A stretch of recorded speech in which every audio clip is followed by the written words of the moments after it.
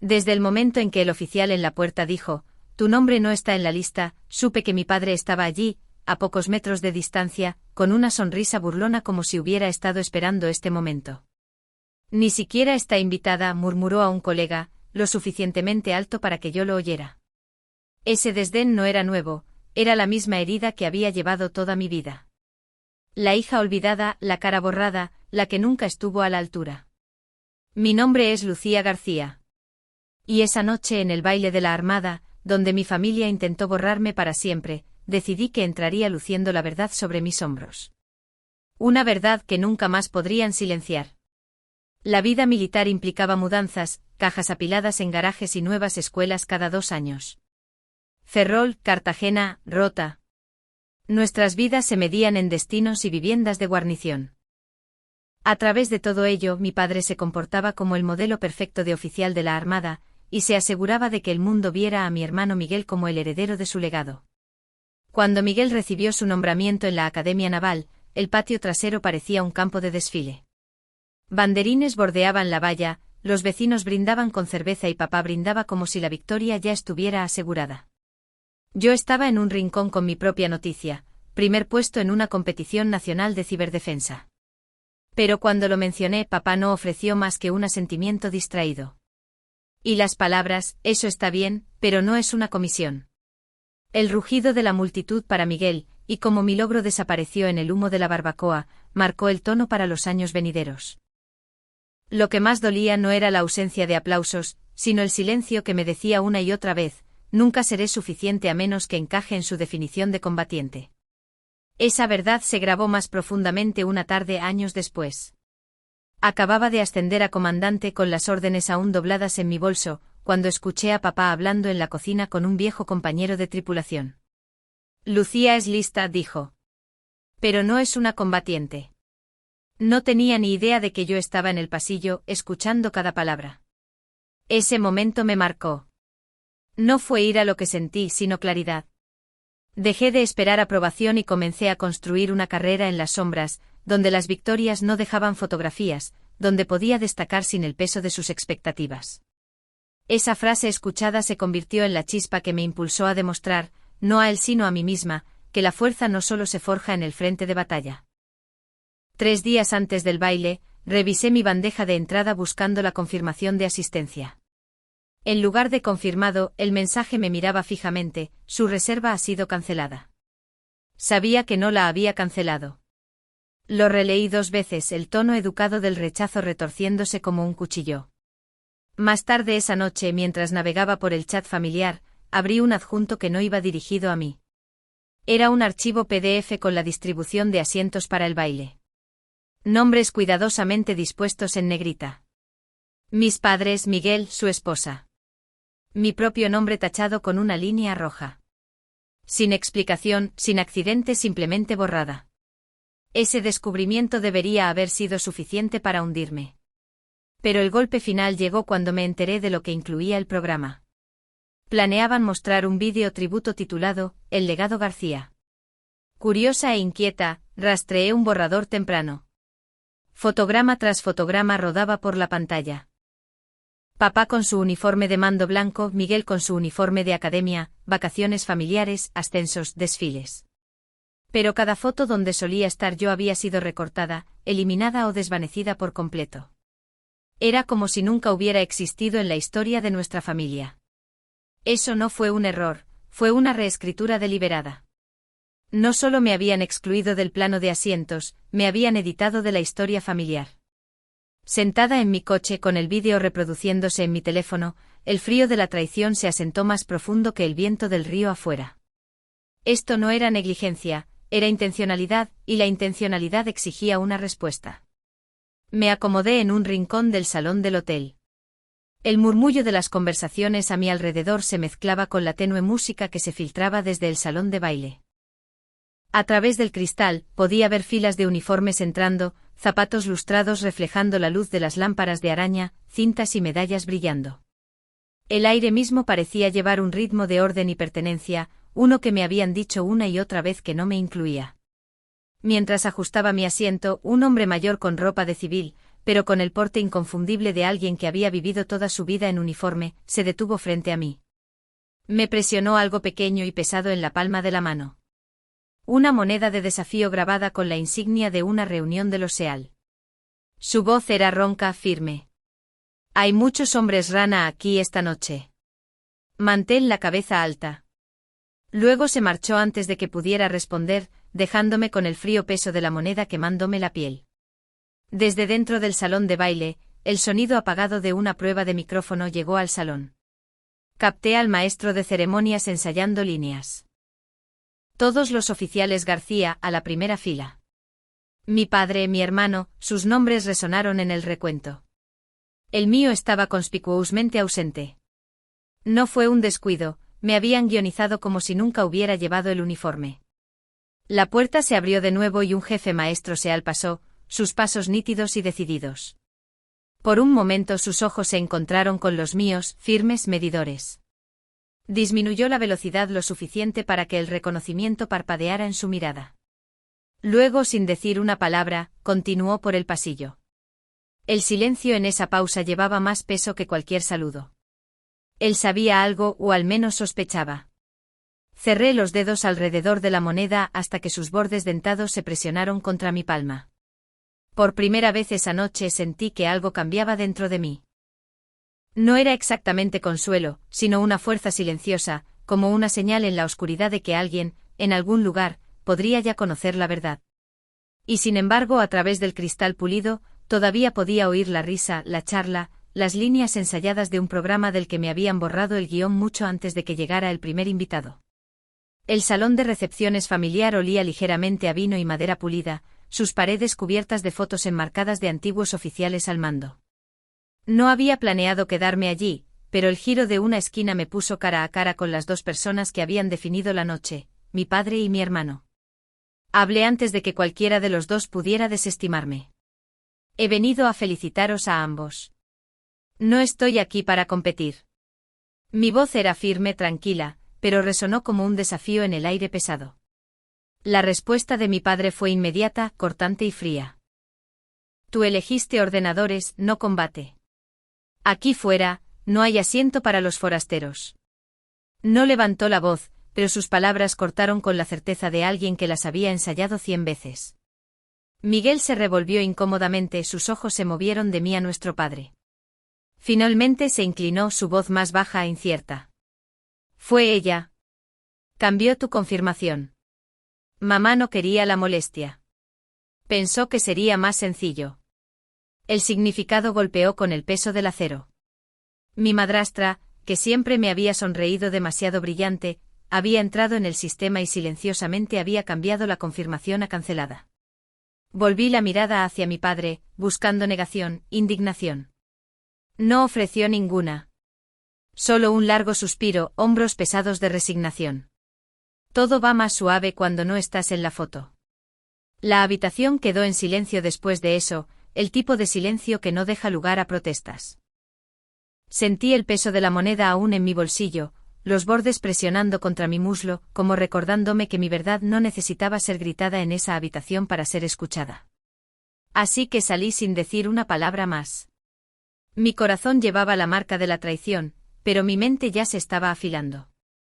No necesitaba discutir. No necesitaba suplicarles que me reconocieran. Cuando llegara el momento, la propia Armada hablaría por mí. Y hablaría más alto que cualquier brindis o vídeo tributo jamás podría. La banda del salón de baile estaba tocando la obertura cuando el teléfono seguro de mi bolsillo zumbó como una avispa atrapada. Me deslicé por una puerta lateral hacia la terraza. El aire nocturno del río Elizabeth cortaba agudo. Un oficial de guardia entró con voz tensa. Almirante submarino de ataque informa de anomalías de sonar en alta mar. Solicita guía inmediata. Me apoyé con una mano en la barandilla, mis ojos fijos en el agua oscura más allá de las luces del hotel. Cambien la matriz de sonar al canal Bravo, dije. Cada palabra, cortante y clara. Anulen el comando Raven. Confirmen el sistema de seguridad. Luego mantengan patrón hasta que yo dé la orden de liberación. Yo, señora. La línea se cortó. El zumbido de la banda volvió a deslizarse bajo el ruido del tráfico y el viento del río. Una bisagra crujió. Me giré. En el umbral, un jefe maestro Seal estaba a medias en la sombra, leyéndome como solo alguien de ese mundo puede hacerlo. El apodo no era para oídos públicos. Lo había oído de todos modos. Su rostro no mostró sorpresa, solo certeza. Dio un único asentimiento casi imperceptible, como si una pregunta largamente respondida finalmente hubiera encontrado una cara. Guardé el teléfono, mi pulso se calmó. La noche no era solo un teatro familiar. La verdad ya se estaba moviendo por la sala, silenciosa e imparable. Dentro, las luces se atenuaron y la pantalla floreció. El legado García a aplausos, luego silencio. Las imágenes rodaron. Días de nombramiento, ceremonias de cambio de mando, navidades difuminadas con guirnaldas y uniformes blancos de gala, fotograma tras fotograma, y donde recordaba estar parada, las líneas de corte me habían eliminado limpiamente. Una vida editada en espacio negativo. Desde la esquina donde se agrupaban las mesas de los Seal, se alzó un murmullo. «No falta alguien», dijo una voz, baja pero que se oía. Las sillas se movieron. Algunas cabezas se giraron, escaneando la sala en lugar de la pantalla. Sus ojos me encontraron en la fila trasera. El reconocimiento pasó entre nosotros como una señal de mano. El vídeo terminó con aplausos educados. El maestro de ceremonias subió con una sonrisa fija. «Todos los oficiales García, por favor, pasen al frente». Alisando la línea de mi cuello, sentí el peso asentarse sobre mis hombros. Sólido como la verdad. La sala se estrechó en un pasillo y el clic medido de mis tacones en el suelo pulido. Sin discursos, sin acusaciones, solo movimiento. Salí de las sombras y entré en la línea central. El tipo de caminata que haces cuando la discusión ya ha terminado y has elegido dejar que los hechos lo digan todo. El maestro de ceremonias acababa de alzar la voz por encima del silencio del salón. «Todos los oficiales García», comenzó. Las palabras ensayadas, pulidas, destinadas a coronar la narrativa familiar que me había borrado de sus páginas. Pero antes de que la frase pudiera aterrizar, un comando detonó a través del salón, profundo e inquebrantable. «Almirante Raven, primera fila». La voz del jefe maestro portaba la autoridad de los campos de batalla, no de los banquetes. Las sillas se rasparon al unísono. Un trueno de madera y metal sobre suelo pulido. En menos de un latido de corazón, 300 Navy SEALs estaban de pie, una muralla de reconocimiento silencioso alzándose en perfecta formación. La multitud se separó limpiamente, dejando un pasillo abierto desde el fondo de la sala hasta la primera fila. Avancé, el clic de mis tacones resonando como un metrónomo para los años que habían intentado sacarme de la foto. Cada zancada llevaba el peso de los cumpleaños perdidos, las fotografías recortadas y las invitaciones silenciosamente retiradas. No necesitaba hablar. El sonido de la disciplina, el rugido de la tradición cambiando para hacerme espacio, decía más que cualquier palabra jamás podría. Mi padre se congeló a medio brindis, copa suspendida, sus ojos abiertos y sin pestañear. El rostro de mi madrastra se volvió pálido, el triunfo que había llevado toda la noche colapsando en silencio. Michael inclinó la cabeza, sus labios temblando como si las palabras lo hubieran abandonado. El pasillo se ensanchó mientras los Seal mantenían su posición, hombros cuadrados, medallas brillando bajo las lámparas de araña. Su presencia no era cortesía, era testimonio. Sabían quién era, lo que había hecho, las llamadas que había hecho y que habían llevado a casa a los hombres vivos. Al frente el maestro de ceremonias vaciló, su guión disolviéndose en sus manos. Tragó saliva con dificultad, el micrófono temblaba ante sus labios. «Damas y caballeros», su voz se quebró, luego se estabilizó con reverencia. «Contraalmirante Lucía García». Los aplausos rodaron por la sala, dispersos al principio, luego creciendo. Pero no importaba. El verdadero momento ya había sucedido. El reconocimiento no estaba en los aplausos, sino en la disciplina de 300 guerreros que habían elegido mantenerse en el ritual irrefutable que reescribió la historia allí mismo, en el suelo del salón de baile. Me senté en el espacio que habían abierto para mí, hombros cuadrados bajo el peso de las estrellas. Por primera vez en una vida de ser apartada, no había duda. El silencio, la postura, el estruendo de esas sillas al retroceder. Juntos, ya habían declarado la verdad más fuerte que cualquier legado familiar jamás podría. Cuando el programa terminó y la multitud comenzó a dispersarse en grupos de conversación, me levanté de mi asiento y crucé el suelo pulido. La tensión en mi pecho ya no era ira, era certeza. Mi madrastra estaba cerca del frente, sus perlas atrapando la luz, su sonrisa congelada como si todavía intentara mantener la noche junta. Me detuve justo delante de ella. Mi voz era calmada, incluso casi gentil. Dejarás de reescribir la verdad de ahora en adelante. Sus ojos se desviaron hacia abajo, sus hombros se tensaron, y por primera vez en toda la noche el triunfo en su postura colapsó. No discutió, no protestó. Solo apretó los labios en una línea fina, como si el silencio fuera el único escudo que le quedaba. Antes de que el momento pudiera alargarse demasiado, una figura se interpuso entre nosotras. El jefe maestro, que había ordenado la sala antes, me puso algo pequeño y pesado en la mano. Estaba frío contra mi palma. El grabado inconfundible, una moneda de desafío con las palabras Raven Taid. Su voz era baja, pero llevaba el peso de hombres que habían visto la muerte y regresado. Nuestro equipo te debe una vida, dijo. Quizás más de una. Cerré los dedos alrededor de la moneda, los bordes presionando profundamente en mi piel. La gratitud no era algo que esperaba, pero en ese instante quedó claro. Los hombres que importaban ya lo sabían. La sala se había vuelto inquieta, los invitados comenzaban a recoger abrigos y copas, pero yo caminé directamente hacia el podio y me paré detrás del micrófono. El maestro de ceremonias me miró con nerviosismo, incierto, pero levanté una mano. No necesitaba su permiso. Hablé durante menos de 90 segundos. No voy a relatar medallas ni a enumerar operaciones. Esta noche no se trata de mí. Se trata de las personas que mantienen viva la lucha, pero que rara vez son vistas. Los ingenieros que reparan un sistema antes de que falle. Los médicos que sostienen una mano sangrante en silencio. Los analistas de inteligencia cuyo trabajo salva vidas sin ser nombrados jamás. Los equipos de logística que mueven montañas sin aplausos. Estas son las victorias invisibles que mantienen unida esta armada. Dejé que las palabras flotaran, sin apresurarme a llenar el silencio. Este uniforme no solo se lleva bajo los focos. También se lleva en las sombras. Y esas sombras merecen ser honradas. Por un instante la sala quedó en silencio. El tipo de quietud que atrae cada respiración al mismo ritmo. Entonces sucedió. El giro que nadie había guionizado. Esta vez no fueron solo los SEAL. Desde los vicealmirantes con filas de cintas hasta el alférez más joven, recién salido de la academia.